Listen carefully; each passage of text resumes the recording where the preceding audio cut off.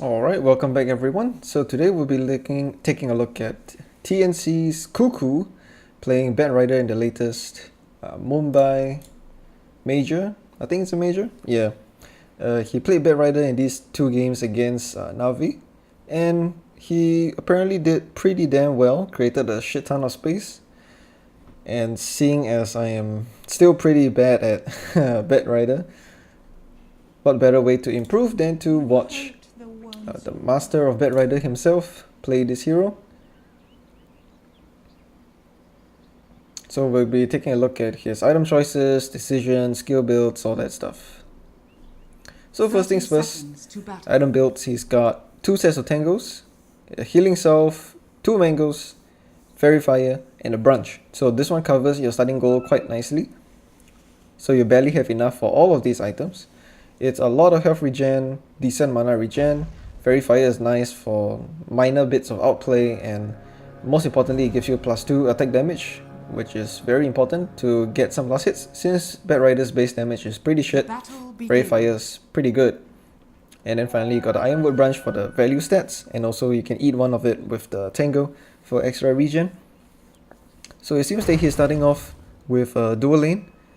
Tim's blocks off with the Fisher so that he gets a very nice block off. You need any advantage you can get, especially since, you know, the enemy team Navi has drafted a lineup which is very good against Batrider. Got Lifestealer, which really doesn't care about the napalm, and they actually let the range creep go off first, so it's gonna die. And what this will do is to let the Navi's creep wave push into his tower so that he will get an even faster level 2. So we'll see how he lanes here. So he starts off with the napalm spam. Of course you want to start with this skill level 1. And now he just keeps putting it onto Crystallize. He's just taking full advantage of the fact that Crystallize doesn't have the rage yet. So you definitely, when you're up against counters to your hero like Lifestealer, with ways to purge off the napalm stacks, take advantage of the fact that they don't have those abilities at level 1, or usually don't learn those abilities at level 1, and then try to harass them as much as possible. So Tim's actually went for the creep cutting. So he's just battling it out with the Disruptor at the bottom lane here. So once again, he is just focusing on the harass, trying to stack up as much napalm so that he can get some easy CS. He gets his level 2, he's probably gonna go pulling the creeps here.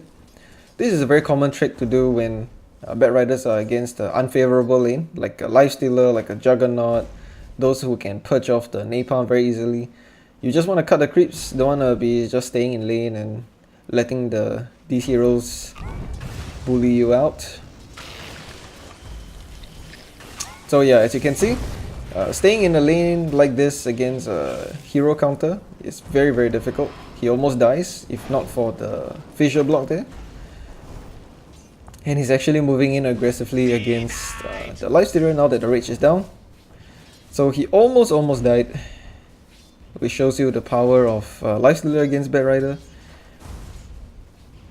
But he was also doing the right thing. He was trying to drag the creeps off the lane, trying to do some creep cutting tricks. You hurt the ones you love.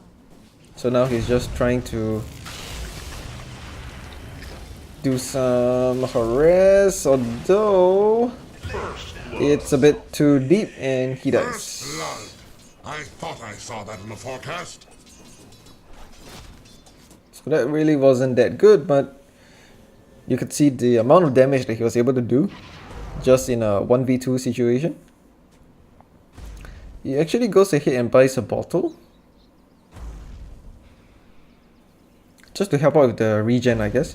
It's not a very common item actually on Batrider. Most people go for like the straight Boots of Travel Rush or the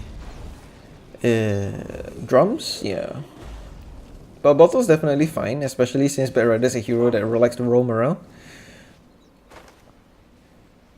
But anyway, he clears out the stack that has been created for him by Tims, And then he goes back to lane, continues with the napalm stack spam. So his third point is in sticky napalm as well. So a good tip in the lane is always to use sticky napalm on the creeps and the enemy hero at the same time, so you get the maximum value out of this spell.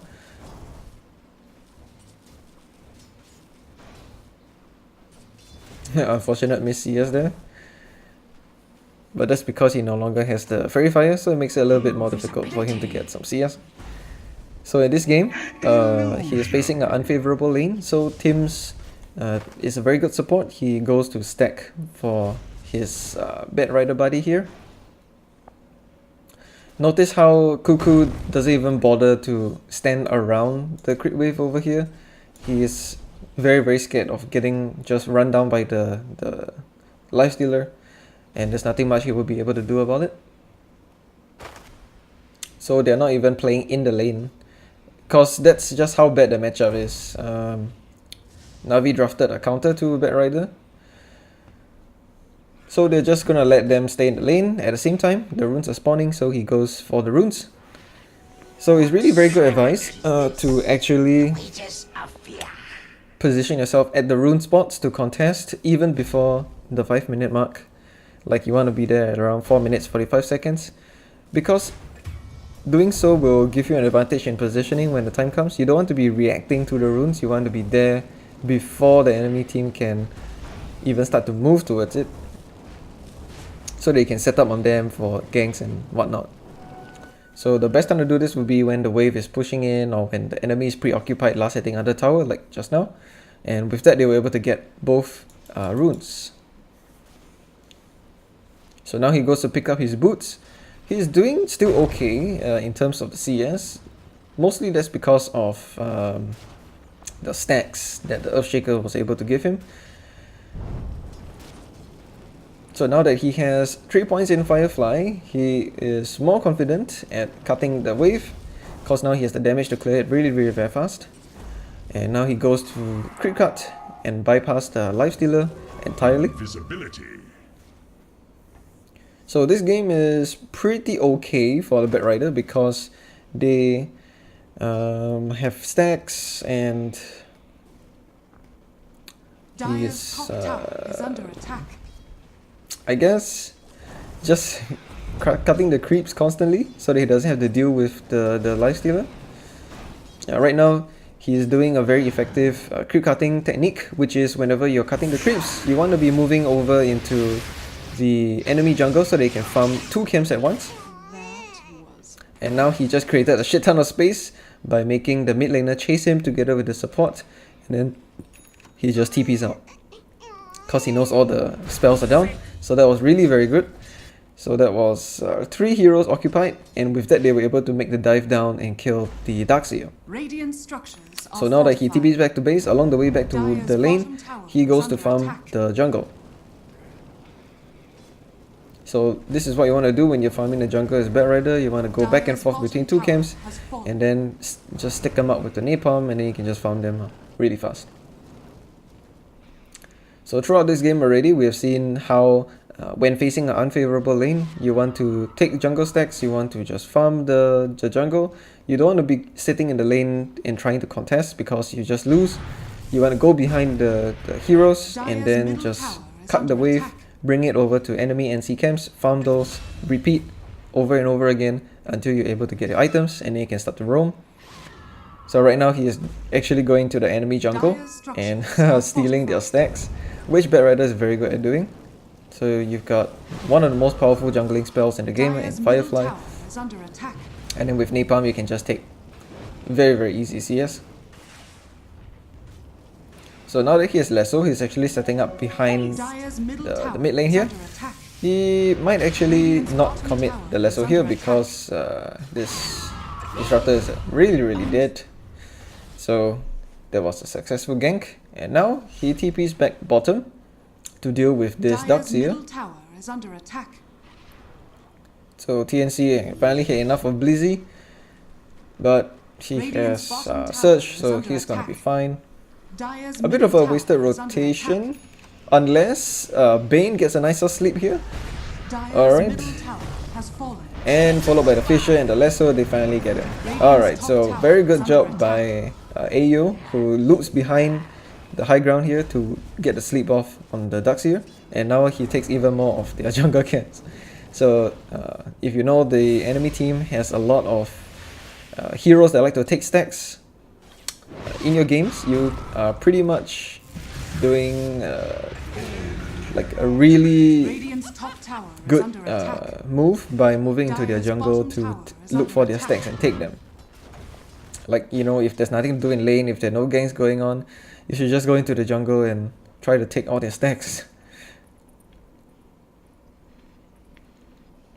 Because you can take them pretty safely, because the Firefly, you know, makes you very elusive, and you can also take them very fast. So as you can see here, he's just farming enemy jungle. So Batrider should really avoid farming his own jungle. You should just farm the enemy jungle, because you're denying them the farm, and you're also opening up the space for, you know, your own cause. And now that the runes are gonna spawn, you can see them setting up even before the rune timings, around 9 minutes and 45 seconds, 9 minutes 50 seconds. Fit for a queen. So now that his lane has stabilized a bit, he's going back in. Since Lifestealer isn't showing up in the top lane anymore, he goes off to finish his Boots of Travel. So Boots of Travel are very strong on Batrider. I think it's pretty much core, because with this item you have the ability to pressure waves relentlessly no matter where they are. You can use it to get into fights really quickly.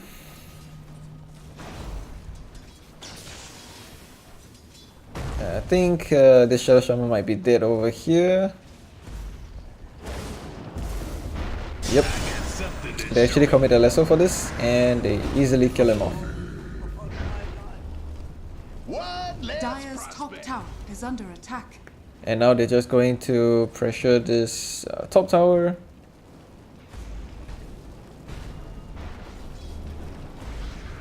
Lifestealer is responding to this.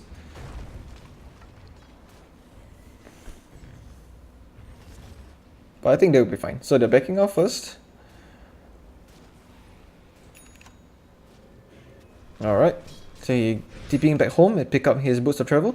So he gets it around 11 minutes, which is pretty impressive, considering that he was against a hard lane.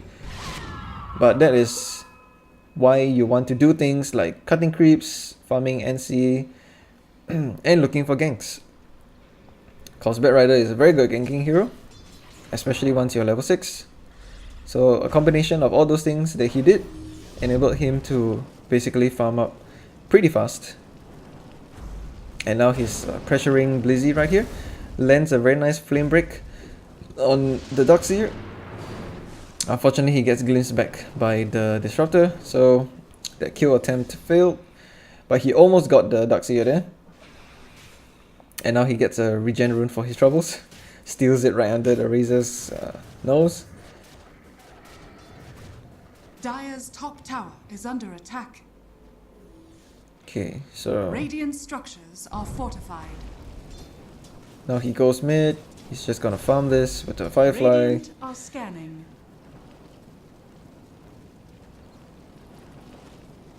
Oh, he finds a nice stack in the jungle, so he's gonna farm this as well.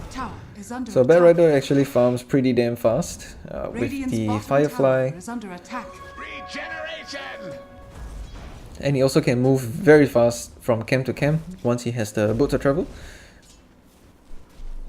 And he even gets a Wind Lace so that he can move at around 400 movement speed, which allows him to cut creeps and farm NCs even faster. So right now TNC are just setting up around the top part of the map over here, because they're taking advantage of taking control of this area. They want to take the top tower and the mid T2s. Kuku TB's back, but unfortunately the Disruptor was there and he just glimpses him back. But fortunately he has a Boots of Travel, so he just uses his normal TP to come back. But seeing as that the he isn't needed, he cancels the TP, and now they're just gonna go after the lifestealer. And with the lasso, he should be able to kill him off, but the lifestealer uses the infest, gets into one of the Necromonicon creeps, and he gets away. But they were almost able to kill him there, which was very close. So it's actually a nice bait. They showed the TP at bottom in full view of Na'Vi, so they thought that Batrider was coming back, but he just stayed top with the Lycan and he almost managed to kill the lifestealer. So that was pretty sick. So yeah, you can see the power of having two forms of TP. You got Burst of Travel, you got Town Portal, so even though Disruptor can glimpse you back the first time, you can just TP back for the second time. So that was a nice trick. So now he's doing the same thing, always farming two sets of creeps at the same time, the lane creeps as well as the jungle creeps. Always want to do this to maximize your farm. This is a very, very good technique to maximize your CS. I've seen a lot of pro players do this, like whenever they creep cut or whenever they're pushing the wave, at the same time they want to be farming these neutral camps at the same time.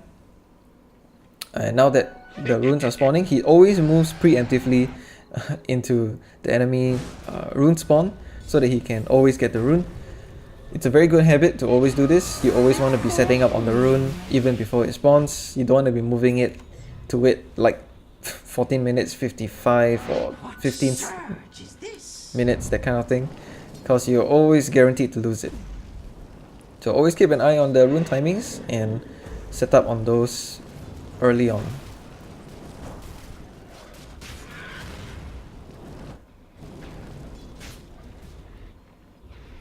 So right now he is just keeping all the lanes pushed out with the Boots of Travel.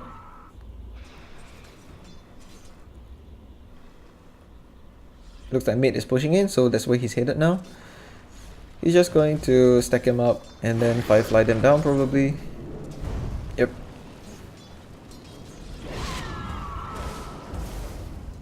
He actually commits the flame break for the Darkseer creep as well. And now they are just going to take Roshan. So Batrider isn't a Roshan taking hero. You want to be sitting around the edge of the Roshan pit to provide vision to your team. So that's why he doesn't go into the Rosh pit here. And now he's just taking advantage of the fact that his team is taking Rosh, and he's just gonna go look for kills right now. And so he uses the flying vision to spot out the Shadow Shaman, and he is probably gonna just kill him right here. Yep, that's too much burn damage. And now with the remaining Firefly, he's just gonna kill the creep wave. So what do I mean by taking advantage of the fact that his team is taking Rosh? It's cause when the enemy team knows that your team is taking Rosh, they're probably just gonna be like trying to split push, but that is where Batrider is very good at picking off all these split pushes. And right now they just TP back for the lifestealer and kill him too.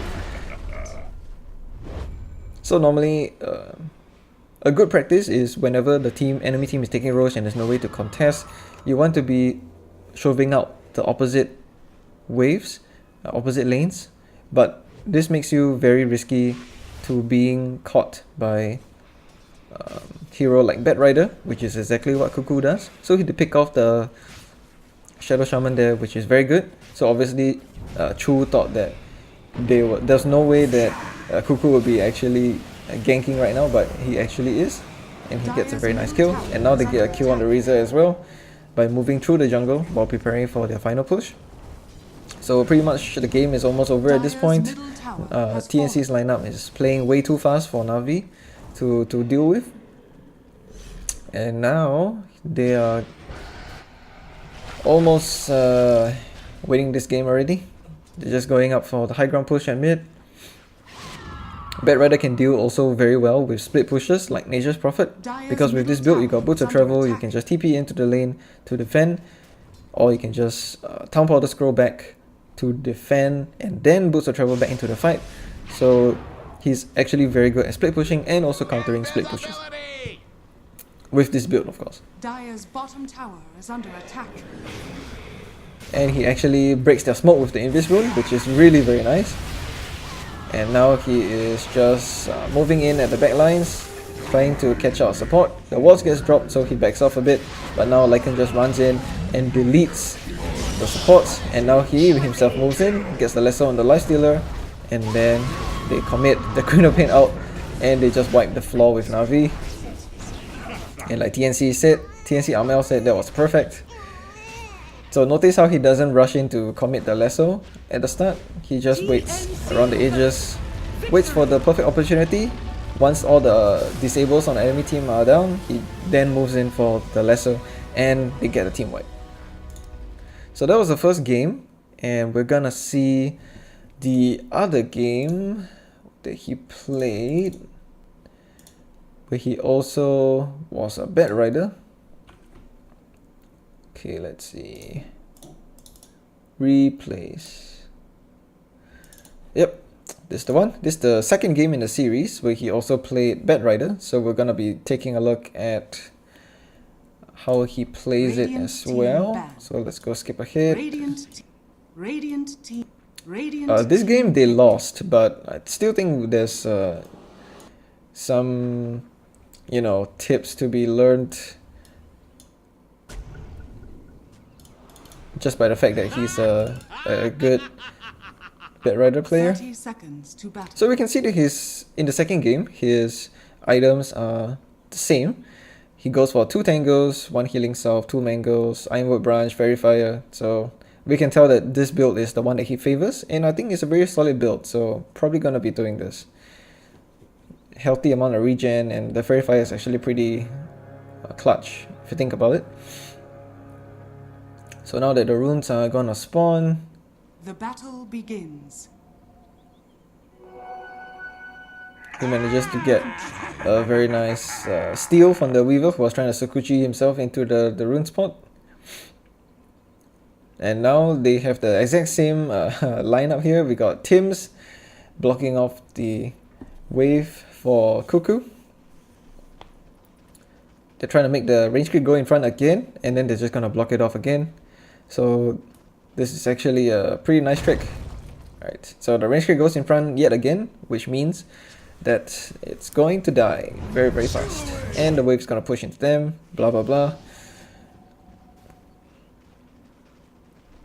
Alright, so now the wave is in a good spot. And he starts to go with the napalm stack once again. And they're actually putting a lot of pressure on this Weaver right at the start. So now Misha is down here to offer some support. Weaver actually has 6 stacks of napalm right now, so he needs to be really careful. If you have a lane support that has a stun or a form of control, you definitely want to spend the first few waves trying to pressure the carry or the supports out lane, because a level 1 Batrider is actually very strong, especially when there is some form of stun for you to catch up to the enemy cores. And it's also a plus if the enemy cores have no way to purge off the napalm or they have no escapes. So you want to take advantage of your level 1 strength to bully them out the lane and to make them use as much regen as they can. Okay, so actually this is pretty interesting. I want to talk about the change in the skill build here. So if you know that the enemy team has heroes with escapes, and you know that running them down with Firefly is just not possible in lane, you can actually just go Flame Break instead, because you can see how much damage this does. Like, Weaver almost dies from that.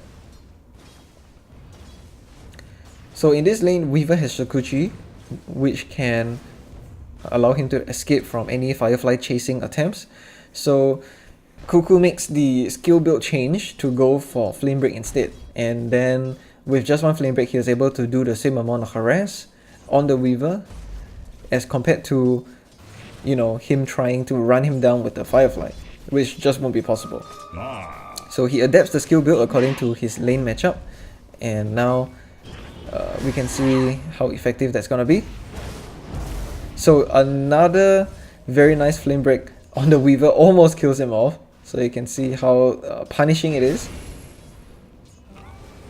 And then the Fairy Fire baits the Vengeful Spirit in, and he almost gets the kill before he dies. So that's the Fairy Fire coming into play there. Baits the Vengeful Spirit in, and then he goes for the burst heal. And then now he's got yet another wave pushing into his tower. And then he goes for the bottle again. So I think bottle is pretty good on this hero. That's why Kuku wants to get it every single game.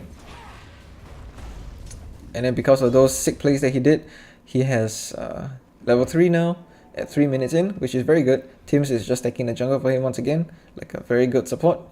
He actually stacked 2 camps.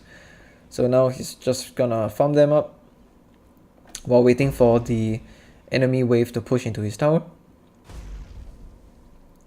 So yeah, it's very interesting how in this game we saw that he actually favored Flame Break level 2, which I think actually paid off very well, cause Firefly is not gonna do shit against a Weaver in lane, but Flame Break is gonna be very effective. So that definitely was a very smart skill build by Kuku here. And then since his Sticky Napalm was at level 1 and his Firefly was at level 1, he can't really farm out the entire camp completely with just one cast. So he just goes for the Flame Break at the end. And now he stacks his own camp, pokes it at 55 seconds, and then he's just gonna stack it for himself. So he's gonna have a nice triple stack for later.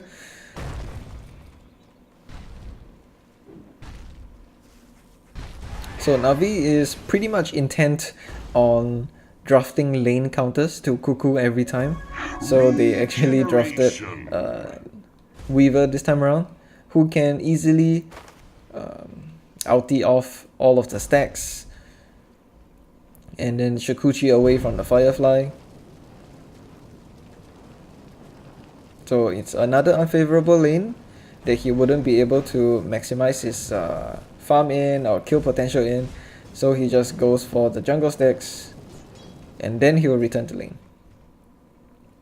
So with level 1 Firefly, you can't really take camps that effectively. You can see that he wasn't able to clear off those camps.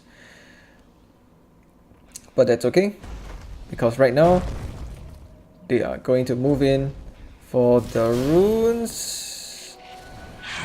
Unfortunately, Venge gets it. And he might get run down by the Weaver here. Yep, so we were a bit too strong at the runes and they managed to get it, and they also got him as well, so that definitely wasn't ideal. So he dies there.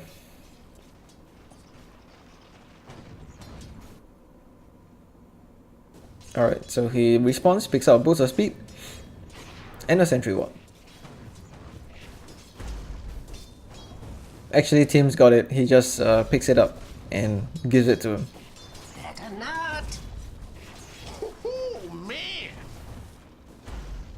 So now with 4 stacks on Crystallize, he might want a Flame Break here.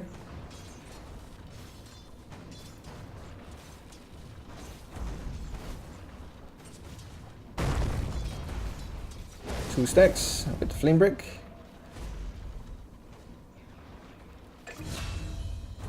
Yeah, actually Weaver is a very nice counter to Batrider, cause you really can't do anything against this hero. Whenever he sees that you're gonna move in for the Firefly, he's just gonna pop the Shikuchi and then run away. Even if you're chasing him down with the Firefly, he's just gonna time-lapse it off. So yep, that's pretty rough. Now with the Invis rune, he's trying to make a gank happen, and then he goes in for the Medusa here. Flame breaks him back, stacks him up with the Napalm, and a very nice kill right here. Misha might just TP into his death right now. So yeah, you can see how Batrider is a very strong ganker. You don't have to be level 6 to do that actually. You can just have a boots of speed, and you can just get a nice rune or a smoke, and then you can just go gank mid or something. Especially if your lane is hard, no need to stay in the lane. You can just go and gank. Either gank, cut creeps, farm jungle. You know, you got a lot of options as Batrider. There's no need for you to stay in a losing lane. Just go and farm some camps. It's so easy. So it's just gonna get even more gold. It's gonna work towards his boots of travel.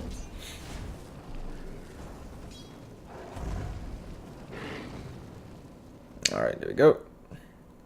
So it's just gonna return to base, pick up a Windlace. Probably this game, since he's not doing that well, he might want to go for the Tranquils and Drums, the standard build instead. We'll see what he goes for. Speed it up a little bit. So it picks up the wards for AU at the same time. So it's very good practice actually to pick up items for your teammates whenever you die and you respawn and want to TP back to lane. Always just pick up the items. You're just doing the courier's work, except it's going to be faster because you got a TP. And also you leave the courier available for like the mid and carry. And since offlaners we die a lot, this is actually a very nice thing that we can do to always just pick up items for our teammates. And with the very nice sentry, he was able to get almost a solo kill on Crystallize here. But as you can see, the Weaver is a straight out counter to the Batrider. He can just timeless off all the damage, and now Kuku is just gonna get run down here.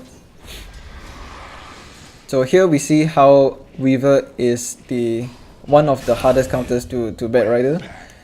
You really can't do anything against this hero, and Weaver is just built to play against Batrider. So that definitely was very unfortunate. So Tim's gonna give up his life to do some dewarding and gets picked off in the jungle. So if there's another thing to take away from this game is don't pick Batrider if the enemy team has a Weaver, cause you're not gonna have a good time. In fact, you can see how he's trying to change his item build. He's not even going for the Boots of Travel anymore. He actually picks up the Bracer cause he is not having a good game. Not at all. So now Navi is making a aggressive move into mid. He misses the flame break actually, so that was not good. But they should be able to get through over here. Maybe he's trying to bounce down more heroes into the low ground, but because of that he missed it on all the heroes. But that's okay. So now they smoke out. They want the gank bottom with the lasso. It should cool down by the time they get there. So they spot out the Venge, who should be an easy kill if not for the Weaver, who is now on top of him. And he's just gonna get instantly killed right here. Oh, with the Firefly he manages to get to the high ground and he survives. He tries to go for the preemptive flame break on the Weaver to try to knock him away from the rune. But with multiple heroes going at him from all sides, he finally falls. But that was 3 hero rotation, so that was considered space created for his AM and his Razor. So that wasn't too bad. But you could see that Kuku was making some 200 IQ plays, you know, flame break at the rune spot to bounce the Weaver away from it so that he couldn't get it. That was very nice play.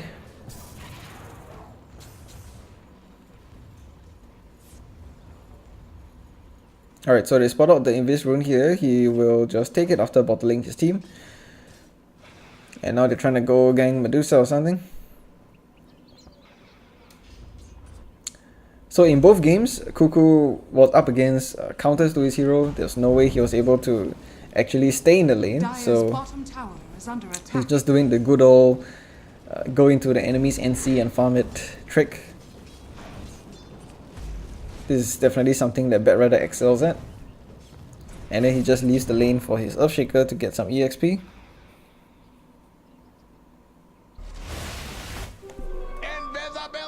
Alright, so now he pops the Invis finally and goes into probably the jungle to look for the Medusa here. Radiant's middle tower is under attack. Dire's structures are fortified. Dire's top tower is under attack.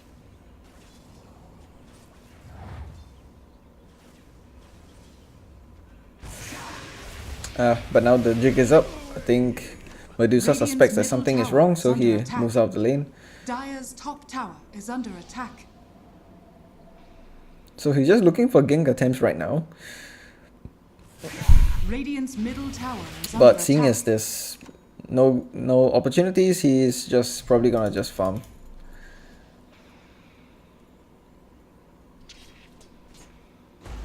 Yep. He's just gonna go back to farming the NC. So once again, when there's no ganks happening, when there's no team fight happening, you just want to be farming the jungle with Batrider. So 12 minutes in, He's just trying to finish up his first core item here, the Boat of Travel. So this game is definitely very difficult for him. The draft definitely doesn't favor his hero at all. But we can see how he's trying his best to maximize the space and also the farm on this in this game.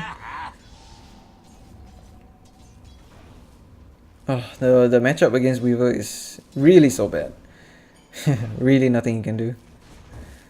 Radiant's middle Maybe, tower is under attack. I don't know, maybe you can Dire's top buy tower Rod is of under Athos. I think Rod of Athos would be pretty good against a Weaver lane.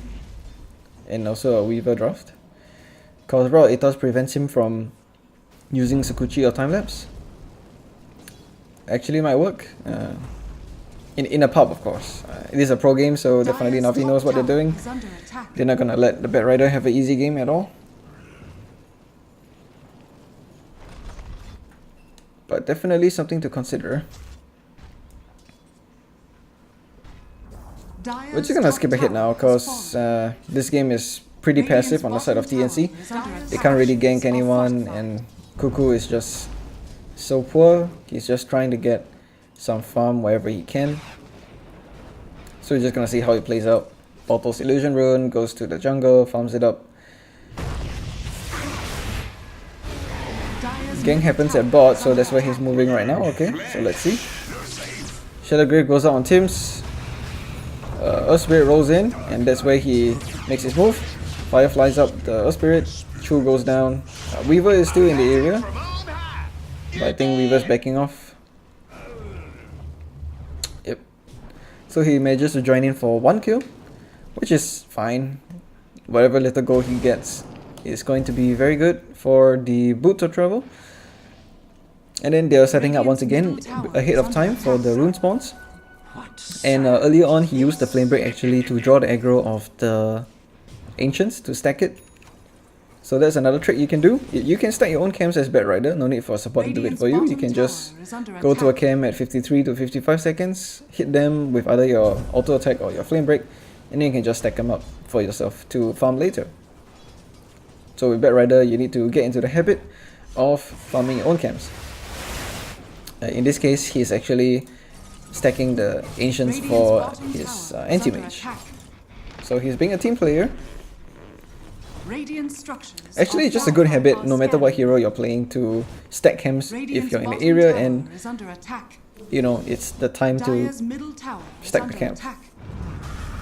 Because what you're doing is increasing the economy for your team.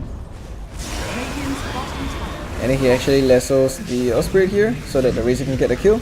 And Razor with the Raw Athos is going to just delete Blizzy. So there's a very nice trade going on at the top lane. Alright, looks like a fight still going on. Echo Sling gets committed and they get a very nice kill with the BM tips onto Crystallize. Alright, so he gets his boost of travel now, so now he can resume his Batrider duties, being annoying in every lane, pushing them out.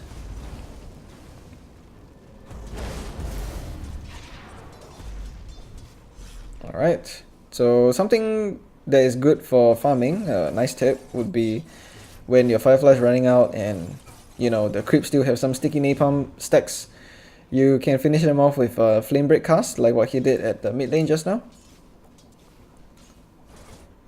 And also, if let's say it's getting too dangerous for you to stay in the lane when you're split pushing, you want to be using the Flame Break as you back off from the wave to finish them off. So at least you get some gold and you finish off the split pushing. So here we see it again. His Firefly was running out, so he used the Flame Break on the camps to finish them. So that's a very nice creep killing tip on Batrider, I guess. So now he's just going to do it again. Just going to farm the NC. Just going to go for the split push here. His Flame Break ran off. Dire's top tower is under attack. So he's just going to TP out. And now he uses TP scroll to TP back to the base, which is why he has the boost of travel to TP into the top lane. And now they get a nice lasso onto Blizzy, who dies. But then Amel needs to TP out, but he gets killed by the Osprey, so unfortunate. And now he's going on for the Blink Dagger. He goes for the 2 bracers so that he can at least survive these engagements. Weaver does a lot of physical damage, so he makes sure he wants to be able to survive that. So once again he goes for the split push. You want to be pushing out the waves constantly with Batrider, especially with this build, because you are the most effective hero at doing so. Dire's bottom tower is under attack. Since Radiant's middle Navi is tower showing under bottom, destruction. he decides to go and pressure the top. Radiant's middle tower is under attack. So takes the Radiant's opportunity middle to farm out the tower neutral is camps. bottom tower is Can't under stress this Radiant's enough, top tower guys. is under Whenever attack. you are split pushing, always find the opportunity to go for the neutral camps as well, just to maximize your farm. And now he's going for a really sneaky creep cut, and then he just TPs out in the middle of his Firefly. So that's a very nice trick. You can just go through the trees with your Firefly, go and cut the creeps. Let's say when you're in a hard game, when the enemy team is pushing into you, you can stop the push with a very nice Firefly through the trees to go behind the towers. And then when the creeps are inside your Firefly, you can just TP out. And since you got boost of travel, you can just go to another lane and do the same thing. So Batrider is very good at stalling the push. So that's something you should definitely be doing. Very nice. So they try to smoke up again and try to get something done. But it seems that the smoke gets broken by the Weaver, who manages to get away. So that was very unfortunate. So now they just decide to group up at top and go for the tower.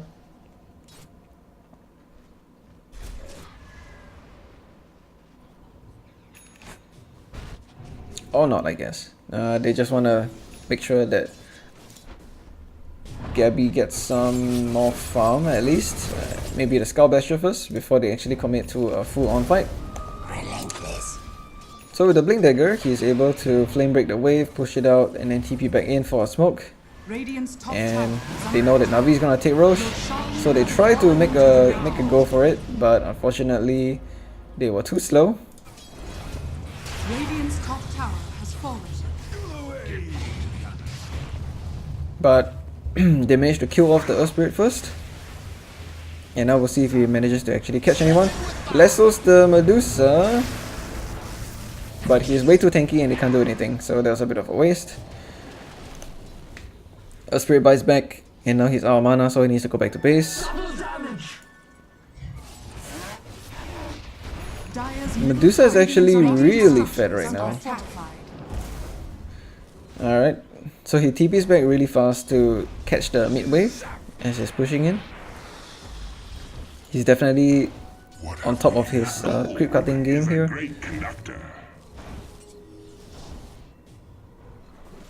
Let's see now. Radiant's bottom tower is under attack. Alright, so always want to push out the waves. You want to TP like he did. Top wave was pushing in, so he just immediately boots or travels top. Just gonna farm out this wave here. And now he's gonna go farm out this camp here. Very standard, he always does this. Dire's middle tower go. is under attack. Gonna pick out TP scroll and then gonna TP back to defense soon. Dire's middle tower has fallen. Maybe he could have gotten one more wave, but yeah.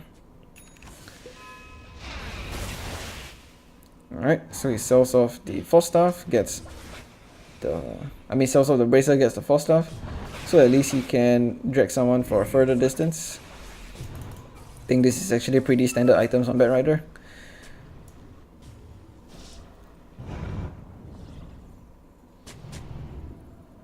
Right, so they're looking to clear off their own jungle.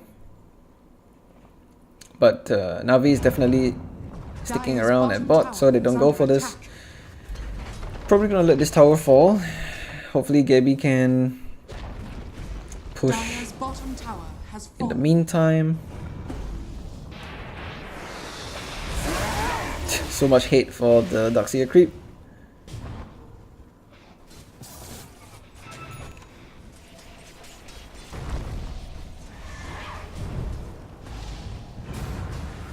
Alright, so they actually make a move onto him in the mid lane, but he, with the Firefly, he's able to fly over. Chu is still sticking on his ass though, so he might want to be careful. Right now he's getting boxed in by Crystallize and the Duxier, but his team meanwhile is in some trouble. They get caught out with the Medusa ultimate. Anti-Mage gets turned to stone, and then he just dies. Oof, that's rough. So since the fight is lost, he decides to do the only option available, which is to cut the wave and delay the push.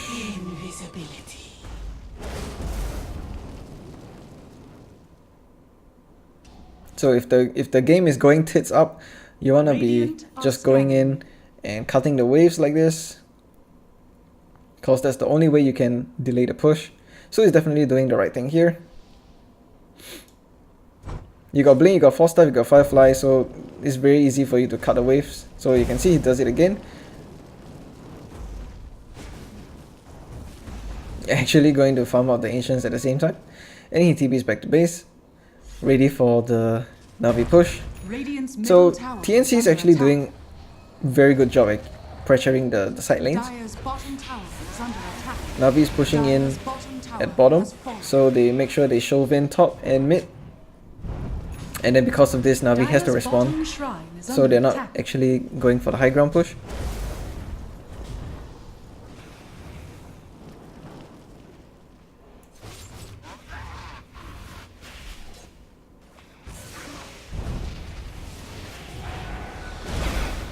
Okay, so he gets rune, 30-minute rune, and now they're just trying to make a push, I guess, for the top tower. Dire's bottom shrine has fallen. Radiant's top Alright, tower is goes under behind the attack. tower to Firefly it. I guess they're not confident at taking the tower, so they just back off. Medusa is showing bot again, and that's where he TPs back home. So Navi really wants this barracks right now. They have enough of all this split pushing tricks. They just say, okay, screw it. We may lose the towers, but we're gonna take the Rex. Radiant's top tower has fallen. So right now he is just trying to... Oh my god. He actually gets baited by the Lincolns on the Medusa and he wastes his lasso. So I think this is the beginning of the end here. If he had managed to get the lasso, maybe they could have done something about the Medusa, but right now there's just no way for them to initiate on the Medusa anymore, and he's just gonna take all their Rex. So that was very unfortunate. And Medusa is a BKB as well, so there's literally jack shit that the anti-mage can do. Yep. It's just gonna be a slow and painful loss for TNC right now. So definitely you want to be looking out for Lincoln Spheres on the enemy team. You don't want to just go in and try to lasso someone with a Lincoln Sphere.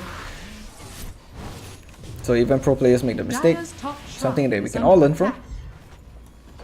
They still got one last fight in them, so they're just gonna try their best for this. Oh, Lincoln got popped at that exact moment, but as he blinked in, Weaver just Sakuchi's out, so you can see how Weaver is a counter again. He goes for a desperate lasso onto the Vengeful Spirit, but he just turns on him and kills him off. So with the silence from the Earth Spirit, it's also very annoying for the Batrider to deal with. You can see that he's like trying to get a BKB right now, but it's just way too late at this point. He buys back, but that's it. I think it's the end for TNC. A very nice Echo Slam from Tims, but with the wall and the Duxier regeneration, there's just no way for TNC to fight, and they're just gonna run down Kuku and kill him off. Yep, Weaver just Sakuji's off the damage once again. I mean, sorry, time lapses off the damage. And it's the end for TNC.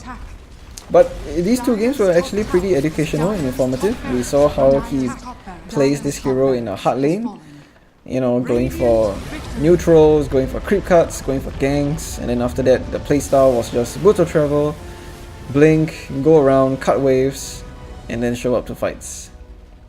So yeah, Hope you guys learned something from these two games by Kuku, who I think is one of the best Batriders I've seen out there. And I'll see you guys in the next replay analysis.